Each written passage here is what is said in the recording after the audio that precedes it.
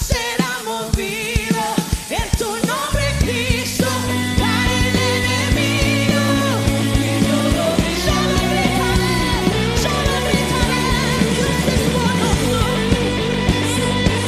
Desde las tinieblas será movido en tu nombre, Cristo. Cae el enemigo y yo lo gritaré. Yo lo gritaré.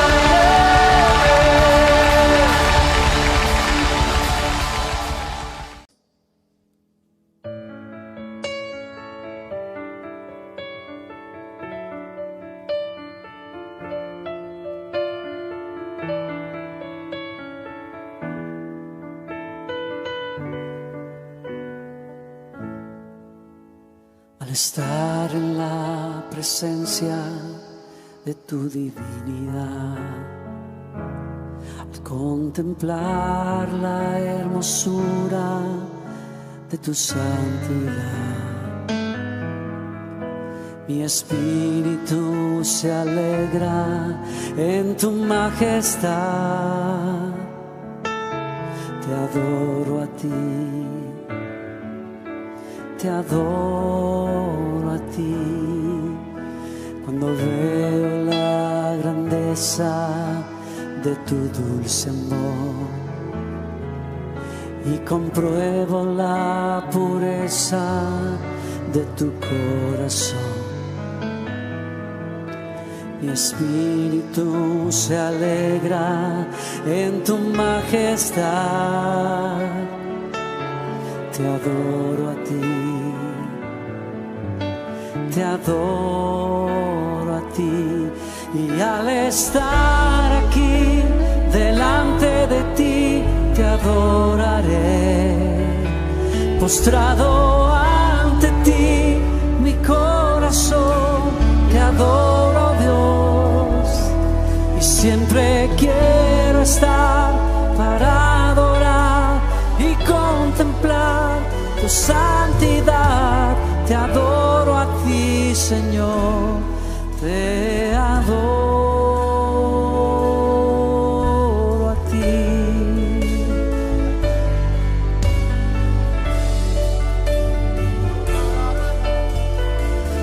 Adoro a ti.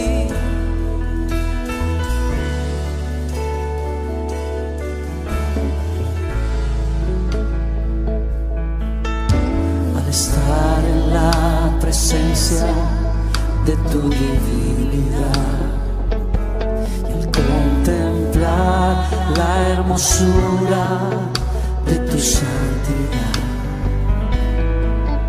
mi espíritu se alegra en tu majestad.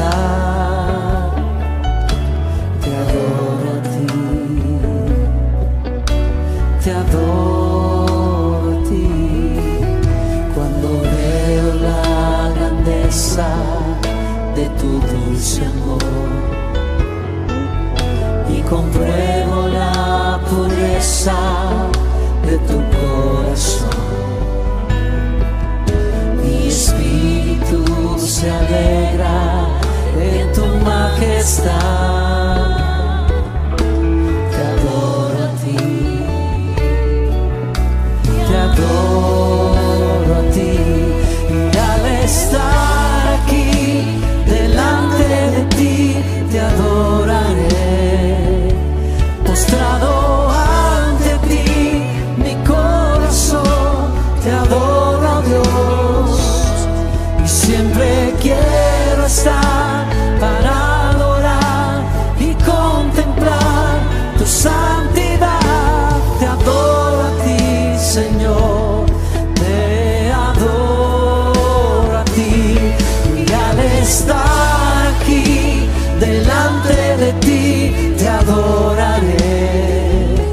Postrado ante ti, mi corazón te adoro, Dios.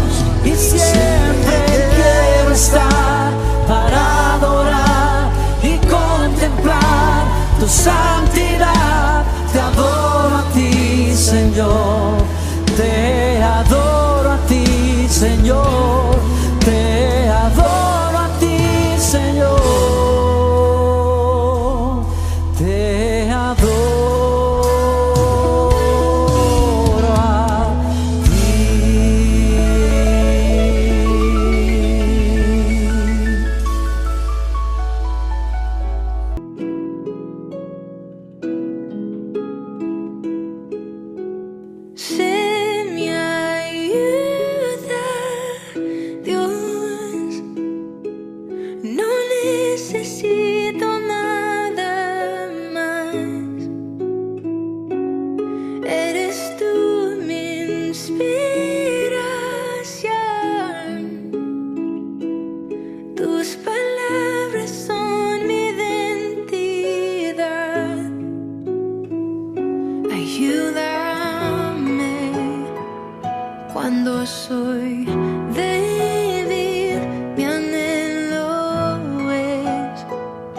a ti seguirte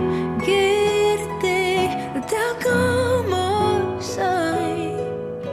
Me entrego a ti, aquí estoy. Haz de mi vida tu habitación.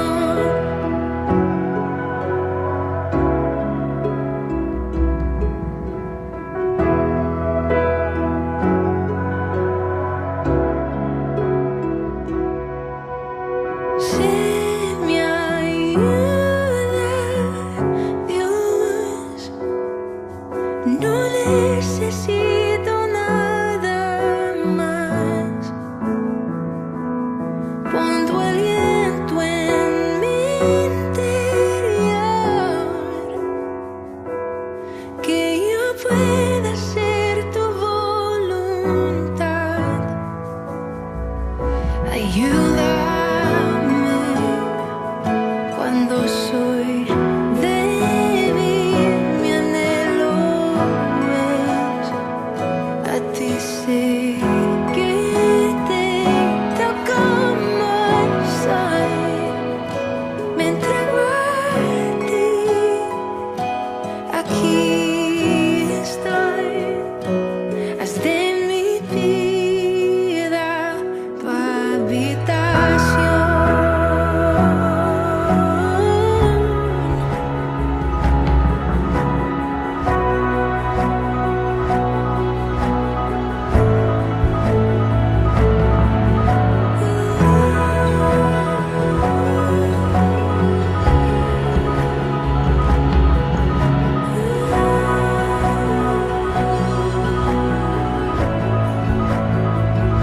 Ayúdame cuando soy débil, mi anhelo es a ti seguirte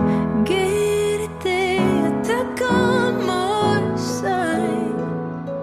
Me entrego a ti, aquí estoy. Haz de mi vida tu habitación.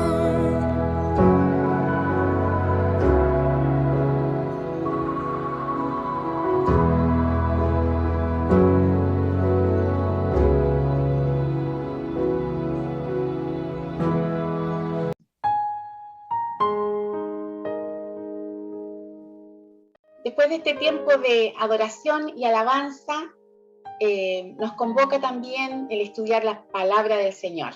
Esta palabra maravillosa que nunca vuelve vacía, siempre tiene algo nuevo que decirnos. Y a pesar de que a veces leemos un pasaje tantas veces, el Señor nos sorprende porque nos habla a lo más profundo de nuestro corazón. Hoy vamos a meditar en el libro de Colosenses. Colosenses capítulo 1, desde el versículo 1 al 14.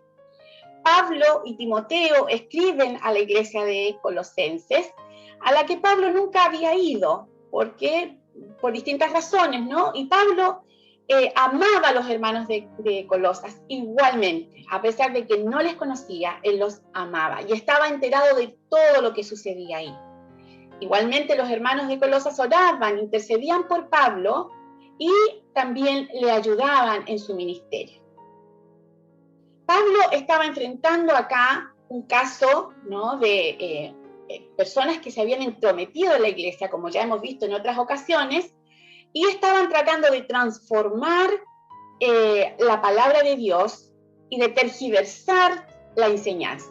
Así que Pablo estaba preocupado por eso. Eso es muy interesante, hermanos. Preocuparnos de que siempre en la iglesia haya sana doctrina. Nosotros no podemos aceptar cualquier cosa que escuchemos. Muchos darán mensajes bíblicos, entre comillas, pero si los mensajes bíblicos están tergiversados, no se apegan a lo que la Escritura nos enseña, nosotros no podemos aceptar. Y para evitar eso, tenemos que estar estudiando la Escritura, ¿ya? Interpretando la Escritura a la luz de la guía del Espíritu Santo. Hemos aprendido, ¿cierto?, que es el Espíritu Santo el que ilumina nuestra vida, nos ayuda a entender esta palabra que es revelada, que ha sido inspirada, y ilumina nuestra vida para que podamos entender. Y cuando estamos juntos también estudiando la Escritura, es un aliciente, es una ayuda, porque juntos podemos también compartir, enseñarnos, ayudarnos, exhortarnos a la luz de la palabra. De paso, aprovecho a contarles que cada 15 días hemos estado teniendo estudios bíblicos en nuestra congregación y la verdad somos un grupo hermoso, hemos tenido tiempos muy hermosos, pero sentimos que falta mucha gente. Entendemos que hay algunos que por A o C motivo no pueden estar, por problemas con las conexiones o con el dispositivo, porque a lo mejor no se manejan mucho, pero quizás hay otros que sí pueden hacerlo, así que les invitamos a que se sumen. Es importantísimo estudiar la Escritura. Fíjense que el apóstol Pablo acá, aún no yendo a Colosas, él estaba muy preocupado por aquellos que se metían en las congregaciones y trataban de tergiversar la enseñanza de la palabra. Y había un grupo, ¿no? En este caso, un grupo que estaba dando mucha importancia al conocimiento. Recuerden que estaban en los tiempos, los griegos rendían culto al conocimiento, estaban los filósofos y eran famosos y gente que los seguía y seguían sus ideas, y no todas eran malas, pero cuando se trata de la palabra de Dios, esta guía solamente la puede hacer el Espíritu del Señor, en aquellos que tienen el Espíritu del Señor. No es una cuestión de conocer por tener más información. Usted puede conocer la Biblia completa. Tenemos gente que estudia teología, pero no han sido transformados por ella. Y el propósito de la palabra no es que nosotros tengamos mucho conocimiento y que nos sintamos superiores a otros y que hagamos de esto un culto al conocimiento, sino que ser transformados en nuestro ser más profundo y ser regenerados por la gracia de Dios. Entonces, Pablo necesitaba que la iglesia lo entendiera, porque muchos estaban todavía nuevitos y fácilmente podían ser vulnerables a estas ideas, ¿no? Vamos a leer lo que dice el apóstol Pablo. Vamos a ir escudriñando esta escritura y viendo cómo el apóstol Pablo animaba. Destacó en los hermanos la fe, el amor, la esperanza. Qué lindo hubiera sido que nosotros también hubiéramos tenido esto, ¿no? Del apóstol, habiendo hablado a nuestra iglesia, decir, hermanos, yo conozco de tu fe, de tu esperanza, ¿no? Esto estará en nosotros, la constancia, la búsqueda por conocer la Escritura, por vivir en consecuencia a lo que ella nos enseña. Bueno, vamos a leer entonces lo que nos dice el apóstol Pablo. Vamos a compartir aquí pantallita y vamos a leer. Muy bien. Yo empecé desde el versículo 3, porque ya les conté que Pablo nos saluda, que él estaba con Timoteo, escribiendo esta carta, y dice así: siempre oramos por ustedes y le damos gracias a Dios, el Padre de nuestro Señor Jesucristo, porque hemos oído de su fe en Cristo Jesús y del amor que tiene por todo el pueblo de Dios. Ambas cosas provienen de la firme esperanza puesta en lo que Dios les ha reservado en el cielo. Ustedes han tenido esa esperanza desde la primera vez que escucharon la verdad de la buena noticia. Fíjense lo que dice acá. Ustedes tienen esa esperanza desde la primera vez que escucharon la verdad. Es decir, escucharon el mensaje, escucharon la palabra de Dios. Y cómo fueron transformados, ¿no? En medio de tantas ideas, de tantas corrientes, la palabra logró penetrar en el corazón de esta gente y fueron transformados su fe, transformada su esperanza. Eso tengámoslo y guardémoslo muy presente. Muy bien. Dice, ambas cosas provienen de la firme esperanza puesta en lo que Dios les ha reservado en el cielo. Ustedes han tenido esa esperanza desde la primera vez que escucharon la verdad de la buena noticia. Esa misma buena noticia que llegó a ustedes ahora corre por todo el mundo. Da fruto en todas partes mediante el cambio de vida que produce. Así como les cambió la vida a ustedes desde el día que oyeron y entendieron por primera vez la verdad de la maravillosa gracia de Dios. Ustedes se enteraron de la buena noticia por medio de Epafras. Epafras era el hermano que fundó la iglesia en Colosas. Entonces dice, por medio de Epafras, nuestro amado colaborador. Él es un fiel servidor de Cristo y nos ayuda en nombre de ustedes. Nos contó del amor por los demás que el Espíritu Santo les ha dado. Así que desde que supimos de ustedes, no dejamos de tenerlos presentes en nuestras oraciones. Le pedimos a Dios que les dé pleno conocimiento de su voluntad y que les conceda sabiduría y comprensión espiritual. Entonces, la forma en que vivan siempre honrará y agradará al Señor, y sus vidas producirán toda clase de buenos frutos. Mientras tanto, irán creciendo a medida que aprendan a conocer a Dios más y más. También pedimos que se fortalezcan con todo el glorioso poder de Dios para que tengan toda la constancia y la paciencia que necesitan. Mi deseo es que estén llenos de alegría y den siempre gracias al Padre. Él los hizo aptos para que participen de la herencia que pertenece a su pueblo, el cual vive en la luz. Pues Él nos rescató del reino de la oscuridad y nos trasladó al reino de su amado Hijo, quien compró nuestra libertad. Qué maravilloso pasaje de la Escritura. Y cómo quisiéramos, ¿no es cierto?, estar considerados dentro de este pasaje, que nosotros podamos también cumplir con todo este perfil que tenían los hermanos de la iglesia de Colosas, ¿no? Cómo habían crecido, cómo se habían fortalecido en la fe. Pero también el apóstol les decía, si ustedes se fortalecieron, si ustedes crecieron, entonces también hay que tener evidencias de ese cambio, ¿no? Que serían los frutos de la manera de vivir. Vamos a ir mirando algunas ideas que plantea Pablo o que destaca Pablo. El versículo 5 dice, ambas cosas provienen de la firme esperanza puesta en lo que Dios les ha reservado en el cielo.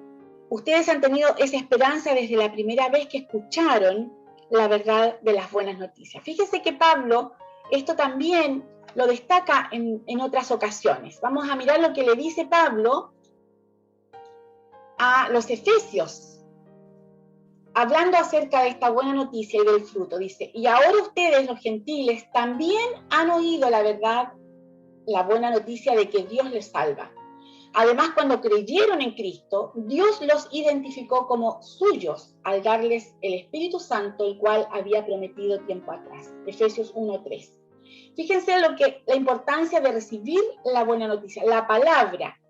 Esta palabra que significa no solamente que a mí me entreguen un libro escrito donde yo puedo aprender, la palabra que cambia, el mensaje, esa es la buena noticia, el mensaje de Dios, ¿cierto? Que hoy lo tenemos en la Biblia y que ellos tenían ciertos libros de la Biblia, pero este mensaje de Dios que ha sido una correlación de la historia, ¿no? Hasta llegar a Jesucristo. Y también les habla a los gentiles, no solamente era para los judíos, sino también para los gentiles. Y habla acerca de creer, ¿no? Y en este caso, el creer en Jesucristo, ¿no? Y darle su espíritu, ellos estaban seguros de ser hijos de Dios. Los identificó como suyos al darles el Espíritu Santo. Interesante, ¿no? Entonces aquí también el apóstol Pablo está destacando esto en la iglesia de los hermanos de Colosas. Tenemos nosotros también este gozo, ¿no? De haber recibido las buenas noticias y también de tener en nosotros la promesa del Espíritu Santo que nos selló, ¿cierto? Por lo tanto, el Espíritu Santo no se va, no nos deja, a no ser que nosotros le demos la espalda y renunciemos un día y no queramos saber de la fe, como nos habla la Biblia de los apóstatas de la fe. Pero la Biblia dice que hemos sido sellados. Y esto nos da la seguridad de ser los hijos de Dios, ¿no? El versículo 6 habla de los frutos. Esa misma buena noticia que llegó a ustedes corre por todo el mundo, se expandió, dio fruto, no se quedó. Mire qué interesante. Esto también hace una comparación, ¿no es cierto?, con la siembra. Si nosotros plantamos algo, tiene que dar fruto, ¿no? Si no, es algo que está muerto, que no sirve. Y la palabra de Dios también habla de dar fruto, de fructificar. ¿Por qué? porque tiene que haber una devolución de esta semilla, y especialmente de la palabra que se nos ha dado por gracia. Da fruto por todas partes mediante el cambio de vida que produce, así como los cambió a ustedes, dice. Cambió también a aquellos otros que conocieron la palabra de Dios. Muy bien. Y vamos a seguir aquí con el versículo 9. Pablo les dice que ora por ellos para que tengan conocimiento y sabiduría espiritual. Con el problema que ellos estaban teniendo acerca del conocimiento, casi como un culto al conocimiento, Pablo trataba de no darle importancia, mucha importancia al conocimiento, sí al conocimiento de la Escritura, al conocimiento espiritual. Y al conocimiento de la plena voluntad de Dios. Dios tiene un propósito para nosotros, un propósito para el ser humano. Él está en un propósito, y a nosotros nos involucra en ese propósito. No es que Él tenga un propósito para mí solita, y para el hermano solito, y para el otro hermano. Siempre digo que no es como que Dios nos tiene un circo para cada uno donde nosotros nos sintamos bien. ¿Cuál es, Señor, tu propósito para mí? No. Él tiene un propósito. Él está en un propósito. Y nosotros nos sumamos a ese propósito de Dios, ¿no? Entonces, conocer la voluntad de Dios es conocer lo que Él está haciendo y cómo quiere que nosotros nos involucremos en ese propósito del Señor. Sería ese nuestro propósito, involucrarnos en el de Él. El conocimiento no es entonces acumulación de información. El conocimiento de la palabra debe ser la guía para nuestra vida. La guía para nuestra vida. El Salmo 119, 105, dice: lámpara es a mis pies tu palabra y lumbrera a mi camino, para que tengan gozo y sabiduría espiritual. La palabra, ¿no? Lámpara es a mis pies tu palabra. Acá, esto lo aprendí de mi padre, no sé si lo he dicho en otras ocasiones, algo muy interesante. La lámpara es a mis pies, ¿no? Yo puedo tener una lumbrera, una lámpara, o un velador, como se dice en Argentina, esto que alumbra, y lo puedo tener, pero si yo esta lámpara, cuando empiezo a caminar, la dejo de lado, no me sirve, es una lumbrera. Me puedo mirar a dónde estoy, ¿cierto? Pero dice, es lumbrera mi camino cuando yo la hago práctica, cuando yo empiezo a caminar y yo la llevo para que alumbre mi camino. Muchos tenemos la palabra del Señor como una lumbrera, pero no como una lámpara, pero no la tenemos como una lumbrera. La encontramos interesante, la encontramos bonita, leemos sus enseñanzas, pero cuando me toca vivir la vida diaria, no la aplico. No es lumbrera mi camino, ¿ya? Entonces es importante que esta lámpara a mis pies, este versículo tan cortito, que la gran mayoría conocemos, lámpara es a mis pies tu palabra, pero tiene que ser lumbrera a mi camino. Ella es la que me tiene que guiar, la que me tiene que llevar, la que me tiene que conducir. Eso es aplicar la palabra a nuestra vida. Entonces, para transitar este tiempo, ¿no es cierto?, hasta que el Señor venga, nosotros dependemos de su palabra. Tenemos otros pasajes también que nos hablan acerca de esto. Muchos quieren conocer de Dios. A veces nos sentamos, ¿no es cierto?, en grupos y nos empiezan a preguntar, tú que eres canuta, o tú que eres evangélica, o tú que estudias la Biblia, ¿no? Pero ellos quieren conocer de Dios, pero no quieren conocer a Dios, que es lo más importante. Conocer a Dios es entregar nuestra vida, involucrarnos en Él. Y acá tenemos algunos pasajes de la Biblia que quiero que también repasemos. Primera de Tesalonicenses 1:6 dice: así que recibieron el mensaje con la alegría del Espíritu Santo, a pesar del gran sufrimiento que les trajo. De este modo nos imitaron a nosotros y también al Señor, ¿no? Pasaban por tiempos difíciles los hermanos en la vida cristiana, pero el mensaje lo recibieron con gozo. Por lo tanto, yo, prisionero por servir al Señor, les suplico que lleven una vida digna del llamado que han recibido de Dios, porque en verdad han sido llamados. Efesios 4:1. Y Filipenses 4, del 4 al 6 dice, estén siempre llenos de alegría en el Señor. Lo repito, alégrense. Miren qué interesante, que todo el mundo vea que son considerados en todo lo que hacen.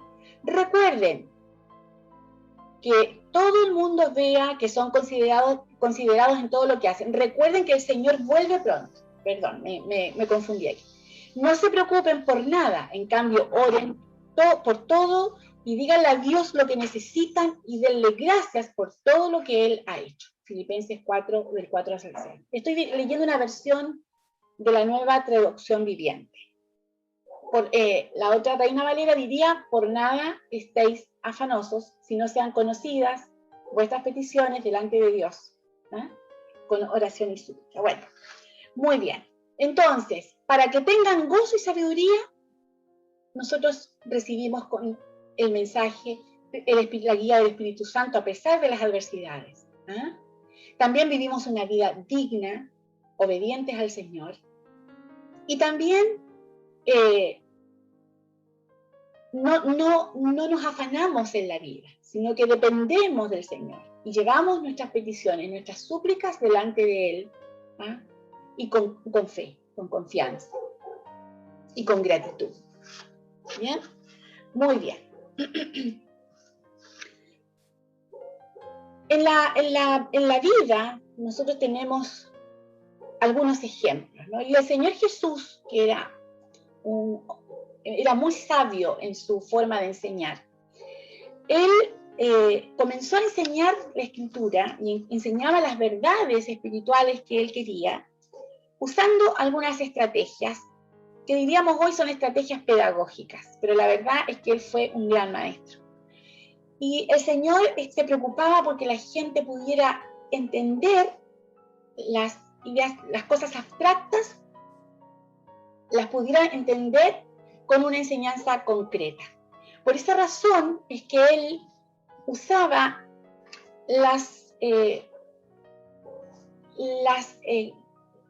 los trabajos de la vida o las vivencias de la vida, del diario vivir, y las usaba para poder enseñar.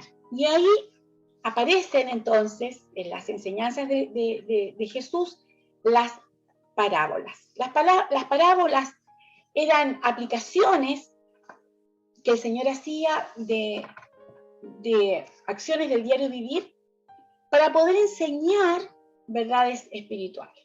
Porque lo que Él quería es que la gente aprendiera. No solamente escuchar y que lo siguiera, porque yo puedo seguir a alguien. Yo me acuerdo de un pastor que era muy estudioso, era muy inteligente, sabía de la Escritura, no dudo, por supuesto, de su integridad como cristiano, pero él enseñaba y era muy difícil poder seguirlo. Él predicaba o enseñaba o hacía charlas y no lo entendía nadie, capaz que dos. Y todos iban así como, ay, sí, todos entendimos, pero la verdad era muy complejo. Entonces yo siempre me preguntaba, ¿qué sentido tiene hacer un discurso o una clase y que nadie te entienda, ¿no? Pero el Señor acá estaba muy consciente de que Él quería que las personas aprendieran, que las personas entendieran el mensaje. Así que Él predicaba con parábolas. Y las primeras parábolas que Él enseñó era la aplicación de lo que hace un sembrador, la parábola del sembrador, cuando Él va y tira la semilla, ¿no? Y aquí Él hace una aplicación muy interesante, ¿sí?, de los tipos de terreno. Acá no hace tanto énfasis en la semilla ni en el sembrador, sino que hace el énfasis en el tipo de terreno. ¿Sí? Y el tipo de terreno seríamos las personas que escuchamos este mensaje, dado por Dios mismo a través de su palabra, y después también a través de nosotros que nos convertimos en sembradores cuando enseñamos la palabra a otras personas. Entonces, vamos a mirar. Acá tengo una imagen que me gustó mucho, que la encontré en internet. Y la modifiqué un poquito. Espero que el autor de la imagen no me complique. Entonces, es una imagen acerca de esta parábola. Y miramos acá los distintos elementos que la parábola utiliza. La semilla sería la palabra de Dios. El sembrador es el que entrega la palabra, o sea, Dios mismo enseñándonos a través de su palabra, Jesús, el sembrador, y después también sus discípulos, aquellos que se distribuyeron por todo el mundo, y nosotros, ustedes, yo y otros más. El tipo de terreno es el corazón y la mente del que recibe la palabra, ¿no? Y los caminos a los que se mencionan en la parábola son el camino pedregoso, el camino con espinas y la buena tierra. Vamos a ver qué significa esto. Esta parábola está en Marcos 4, del 1 al 9, y después también la explicación en los versículos del 13 al 20, y también la encontramos relatada por Mateo y por Lucas, para que ustedes puedan después, si quieren, leerla desde esa perspectiva. Muy bien. Voy a leer un poquito la palabra. Esta parábola dice: una vez más Jesús comenzó a enseñar a la orilla del lago. Pronto se reunió una gran multitud alrededor de él. Así que entró en una barca y luego se sentó en la barca mientras que toda la gente permanecía en la orilla. Acá hay algo muy interesante. Jesús sabía muchas cosas, era conocedor también de su entorno. Y una de las razones por las que él se sentaba en la barca, que no fue la primera vez, era porque su voz se podía escuchar mejor, ¿ya? Ustedes saben que el sonido rebota en el agua, no la traspasa, por lo tanto no se lo llevaba. Así que él podía hablar y su voz, que rebotaba en el agua, podía actuar al final como un parlante. Entonces él se subía a la barca para poder hablar y así la gente le podía escuchar mejor. Asumimos que había mucha gente, ¿no? Luego se sentó en la barca mientras que toda la gente permanecía en la orilla. Les enseñaba por medio de historias que contaba en forma de parábola, como la siguiente. Escuchen, dijo el Señor. Un agricultor salió a sembrar. Ahí lo tengo. A medida que esparcía la semilla por el camino, algunos cayeron sobre el camino y los pájaros vinieron y se las comieron. Otras cayeron en tierra poco profunda con rosca debajo de ella. Las semillas germinaron con rapidez porque la tierra era poco profunda. Pero pronto las plantas se marchitaron bajo el calor del sol y como no tenían raíces profundas, murieron. Otras semillas cayeron entre espinos, los cuales crecieron y ahogaron los brotes, así que esos brotes no produjeron grano. Pero otras semillas cayeron en tierra fértil y germinaron y crecieron, y produjeron una cosecha que fue 30, 60 y hasta 100 veces más numerosa de lo que se había sembrado. Luego les dijo: el que tenga oídos para oír, que escuche y entienda. Esa es la parábola. Después, en el versículo 13 al 20, él explica, porque los discípulos le preguntaron: ¿cómo esto de las parábolas? ¿Qué significa esto? Y él le dijo: bueno, si no pueden entender la parábola del sembrador, tampoco van a poder entender las otras parábolas que yo voy a enseñar. Y él les explica. Y le dice que las que cayeron en el camino son aquellos que rechazan y no quieren aceptar la palabra de Dios, rechazan a Dios. Acá yo puse algunos versículos. Primera de Tesalonicenses 4:8 dice: por lo tanto, todo el que se niega a vivir de acuerdo con estas reglas de la palabra, no desobedece enseñanzas humanas, sino que rechaza a Dios, que les da el Espíritu Santo. Tiene relación con esto, ¿no? Aquel que rechaza vivir de acuerdo a la forma en que Dios determinó, no está rechazando una enseñanza humana, sino que rechaza a Dios mismo. El Salmo 106:24 dice: menospreciaron esa bella tierra, no creyeron en la promesa de Dios. Esa bella palabra, ¿no? Se refiere a lo hermoso de la promesa de Dios. ¿A quién puedo advertir? ¿Quién escuchará cuando yo hable? Tienen sordos los oídos y no pueden oír. Ellos desprecian la palabra del Señor y no quieren escuchar para nada. Jeremías 6:10. Estos versículos nos hablan de aquellos que escuchan la palabra del Señor, pero no quieren ser modificados, no les interesa. Entonces es como el camino, ¿no? En el campo, en Palestina, se sembraba, no tenían una forma de siembra como las que hay ahora, que hay muchos inventos, ¿no? Y ellos se organizan, pero antes se sembraba nomás, y también se ocupaban esos lugares para caminar. Y en esos caminos, en esas sendas, esas veredas se ponían muy duras, muy resecas también por el sol, por el lugar donde estaban. Así que no estaban pavimentadas porque no existía, pero la tierra se endurecía. Por lo tanto, la semilla, la costumbre de los sembradores era poner semillas en un saco y en una carretita, iban transitando en esos caminos y las semillas iban cayendo. Y algunas caían en el camino. Pero como la tierra era dura y seca, no era permeable y no pasaba la semilla y no se enterraba en la tierra. Entonces venían los pájaros y se las comían, se las llevaban. Pero dice que la palabra es así para muchas personas. La escuchan y no rebota, no les interesa. A ellos no les interesa, ni tienen conciencia del peligro en que están, el peligro espiritual, ¿no? En que se encuentran. No le creen a Dios, por lo tanto no creen la palabra que se les enseña. Son personas que son indiferentes, ¿no? Y que rechazan completamente esta voz de Dios. Nosotros tenemos esos casos, hemos vivido con la experiencia, ¿cierto?, de poder entregar un mensaje de gente que se ha reído en nuestra propia cara o sencillamente no quieren oír.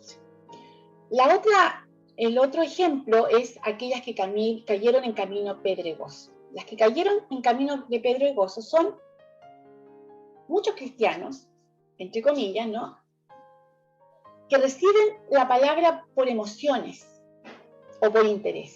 Uno les habla y encuentra que está lindo y que necesitan conocer porque están enfermos, porque tienen problemas. Es verdad que llegamos al Señor con todas nuestras necesidades, eso es verdad. Pero también tiene que haber una conciencia del cambio que Dios quiere producir en nuestra vida y de la salvación tan grande, ¿no? Muchas veces cuando en la palabra leemos los milagros del Señor y fueron llevados el paralítico o tantas personas, la mujer, Dios primero salvó sus vidas y fueron sanados también. Muchas veces salvó sus vidas y ellos partieron a la presencia del Señor. Eso no quiere decir, una cosa no depende de la otra. Pero Dios estaba interesado en salvar sus vidas. Pero acá hay muchas personas que a veces llegan al Señor por emociones. Y las vemos cantar, y las vemos que se entregan y todo es hermano. Pero al primer problema, ellos abandonan. No hay compromiso. Algunos aman y estar en el templo y van, pero no me comprometo en nada, no me pidan nada, no me digan nada, yo no le hablo a nadie. Y cuando llega a veces el momento de vivir en consecuencia la palabra, son fáciles de transar valores, transar principios cristianos, ¿no? Entonces acá tenemos algunos versículos, por ejemplo, Apocalipsis 3:15 dice, yo sé todo lo que haces, que no eres ni frío ni caliente. ¿Cómo quisieras que fueras lo uno o lo otro? ¿No? Dice el Señor. Porque a los fríos, porque a los tibios, me faltó esa partecita ahí, los vomitaré de mi boca, dice la palabra. Después dice, si te niegas a tomar tu cruz y a seguirme, no eres digno de ser mío. Mateo 10:38. Entonces dijo la multitud, si alguno de ustedes quiere ser mi seguidor, tiene que abandonar su propia manera de vivir, tomar su cruz cada día y seguir. Lucas 9:23. Debe haber un compromiso. Los que caen en vidas no comprometidas son como este camino pedregoso, que caen, dan un poquito de fruto, ¿no? Crecen un poquito, pero la tormenta, el sol fuerte, la seca y hasta ahí llegamos, ¿no? ¿Por qué? Porque no han echado raíces profundas en la fe. No se han preocupado de buscar y nutrirse de la palabra del Señor. Entonces no entienden, no hay compromiso, no hay una búsqueda, no hay intimidad con el Señor, y eso es para poca vida. La otra es las que cayeron entre espinos, aquellos que ponen los intereses de la vida antes que la vida con y en Cristo y su propósito, ¿ya? Entonces ahí tenemos pasajes también relacionados con esto. Donde esté tu tesoro, allí estarán también los deseos de tu corazón. Mateo 6:21. Busquen el reino de Dios por encima de todo lo demás y lleven una vida justa y Él les dará todo lo que necesitan. Mateo 6:33. Ama al Señor tu Dios con todo tu corazón, con toda tu alma, con toda tu mente y con todas tus fuerzas. Marcos 12:30. Que las palabras de mi boca y la meditación de mi corazón sean de tu agrado, oh Señor, mi roca y mi redentor. Eso es el Salmo 19:14. Mire qué interesante, ¿no? Dios tiene que usar lo primero en nuestra vida, lo primero para tomar decisiones, lo primero para vivir, el primero en tomar mi tiempo, el primero en tomar mis talentos, mis dones, todo lo mío debe ser lo primero para Cristo. No solamente es yo recibo un pago y doy un diezmo y después la vida es mía, no es así. Toda mi vida, todo mi ser entero es para el Señor. Eso no quiere decir, no significa que tengo que estar viviendo en el templo todo el día, que me paso desde la mañana a la tarde y tomo todas las actividades, no tiene relación con eso. Y sí es verdad que a veces, ¿cierto?, servimos al Señor y a la iglesia a través de nuestros dones. Pero también tenemos que pensar que hay otros servicios que nosotros tenemos que hacer. A veces atender a un hermano, enseñar la palabra, discipular a otro, ¿no? Y a veces nosotros anteponemos nuestra comodidad, nuestros miedos, nuestras costumbres, nuestro trabajo, nuestros estudios, y le damos más tiempo a eso que aquello que también tiene que ver con el reino, ¿no? con el espíritu. Entonces, estudiar la Escritura, estar a solas con Dios, tener esta intimidad, todo eso es darle el tiempo al Señor y que Él sea prioridad. Y luego, las que cayeron en buena tierra, aquellos que obedecen la palabra, que los lleva a Cristo, que dan testimonio de ella y dan frutos de vida transformadas. Juan 5:39 dice, ustedes estudian las Escrituras a fondo porque piensan que ellas le dan vida eterna, pero las Escrituras me señalan a mí. Cuando yo recibo la palabra, yo conozco a Cristo. Yo no puedo tener mi esperanza en la vida eterna por mí mismo. Nadie llega, no es eso de que todos los caminos llegan a Dios, eso es falso. La Escritura nos lleva a Cristo, ¿no?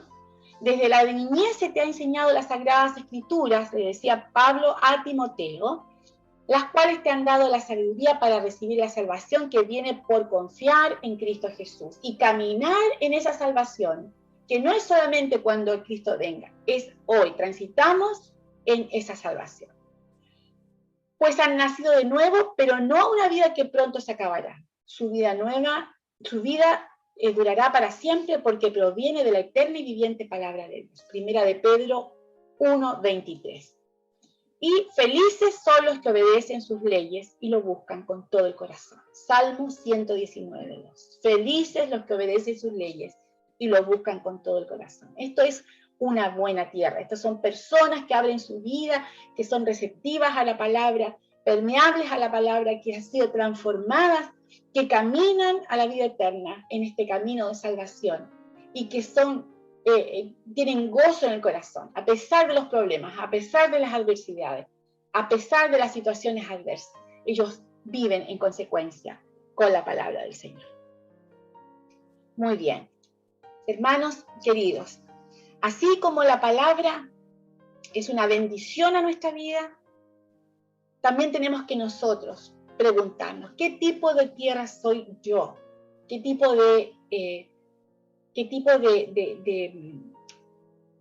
tierra es con el que yo recibo la palabra? Porque esto no solamente es para otras personas. Acá yo también me tengo que poner para poder darme cuenta, tener conciencia de mí misma, ¿no?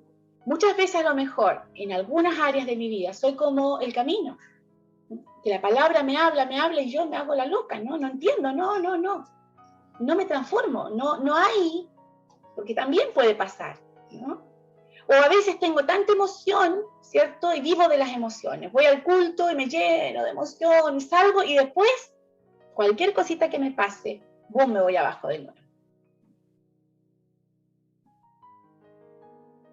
O soy como los espinos, ¿no? Que las prioridades en la vida no es Cristo. Estoy más preocupada de mi trabajo, de mis estudios, de la familia, de la casa. No es Cristo. Me ocupa más tiempo cualquier otra cosa, pero no mi compromiso con el Señor. Y mi compromiso no me refiero a hacer cosas solamente, sino mi vida de devoción al Cristo. Entonces, hermanos queridos, en la vida, ¿no? Vamos a tener muchas situaciones, pero la palabra del Señor tiene que ser lo central, ¿no? Lo que ella nos enseña, a donde ella nos conduce. Y así como nosotros hemos recibido de esta palabra, también tenemos que entregar. La palabra del Señor dice que tenemos que ser luces. Así, acá el pastor Pablo le dice a la iglesia en Colosenses, ¿no? Que ellos han sido rescatados de las tinieblas a la luz. Y así también hemos sido nosotros. Pero por lo tanto, así también tenemos que ser luz para otros. Una luz, dice la palabra, en otra parábola dice, que no se esconde ni se pone debajo de un canasto, sino que se pone arriba para iluminar. Así tenemos que ser nosotros. Efesios 5 dice que nosotros tenemos que ser y vivir en luz para poder iluminar la vida de otras personas, llevando el mensaje. Si usted algún día le habla a una persona y esa persona no quiere escuchar, usted oye nomás. Si esa persona es del Señor, en un momento va a recibir la palabra. No depende de nosotros tampoco. Pero tampoco podemos no predicar la palabra por miedo de que alguien la rechace. Ellos rechazan a Cristo. Nosotros tenemos que esparcir las semillas, ser sembradores, ¿no? Pero también ver y cuidar de ser buena tierra. Tener un compromiso real con el Señor, no